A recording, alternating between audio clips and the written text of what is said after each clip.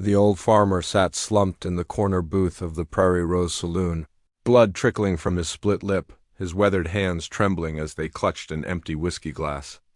That's how things worked out here in the forgotten corners of Wyoming, where justice was as scarce as rain in August. Thomas Whitmore had been a proud man once, back when his wife was alive and his ranch thrived under the endless prairie sky. But the years had worn him down like wind on stone. His cattle were gone, sold off one by one to pay debts. His land was mortgaged to the bank. All he had left was his daughter Clara and his dignity. And on this particular Tuesday evening, a stranger had taken one of those things from him over nothing more than an accidental glance. The drifter's name was Cole, and he wore his cruelty like a badge. He drifted into town 3 days prior with 2 other men, the kind who made decent folk cross to the other side of the street. They'd been drinking since noon, and Cole had been looking for trouble since the moment he woke up mean that morning. When Thomas accidentally caught his eye while walking to the bar for his one weekly drink, Cole saw his opportunity. The old man never saw the first punch coming. By the time he hit the floor, blood was already staining the sawdust, and the piano had gone silent. Cole stood over him, waiting for him to get up so he could knock him down again, and when Thomas stayed down, Cole spit on him and returned to his whiskey, satisfied. That's when the doors swung open, and Clara Whitmore stepped inside with Henry following close behind. The sight stopped every conversation in the room. Clara was 26 years old, with her mother's fierce eyes and her father's stubborn jaw. She worked the neighboring ranch as a horse trainer, the best in 3 counties, and she'd learned long ago that in this country a woman had to be twice as tough as any man just to be taken half as seriously. Henry was different.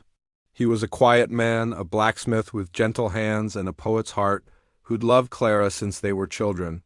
He stood 6'4" with shoulders broad as a barn door, but everyone in town knew he wouldn't hurt a fly unless the fly threatened someone he loved.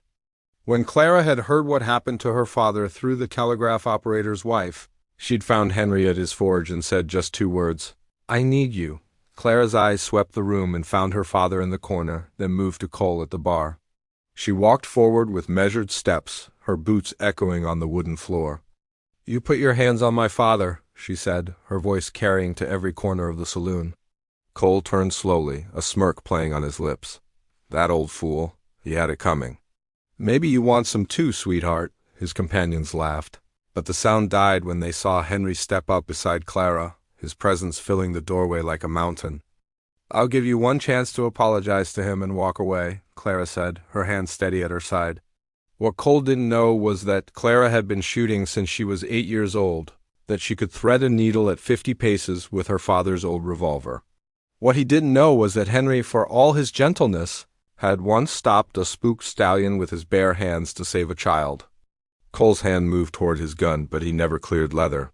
Clara's draw was lightning, her barrel aimed square at his chest before he'd even touched his grip. "I said apologize," she repeated, and this time there was iron in her voice that made even hardened men step back. The saloon held its breath. Cole's face went from red to white as he realized he'd miscalculated badly. Henry took 1 step forward, and that was enough. Cole's hands shot up. All right," he stammered. "I'm sorry." "We'll leave." "Not yet," Clara said. "First you help my father to his feet. Then you pay for his drink. Then you get on your horses and you ride out of this territory and you never come back." Her voice never wavered, never rose, but it carried the weight of every wrong that had ever been done to her family, every hardship they'd endured, every fight they'd survived. Cole did exactly as she said, his companions already backing toward the door. They helped Thomas to his feet, paid the bartender twice what the old man's drink cost, and rode out into the gathering dusk like ghosts fleeing daylight. Clara holstered her gun and wrapped her arm around her father's shoulders. Henry took his other side, and together they walked out of the Prairie Rose Saloon into the cool evening air.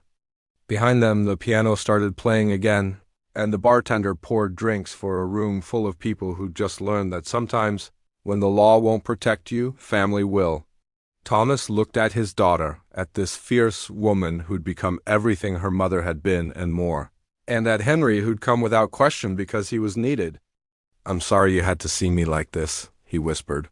Clara squeezed his shoulder tighter. Papa, I'm proud to be your daughter. Don't you ever forget that?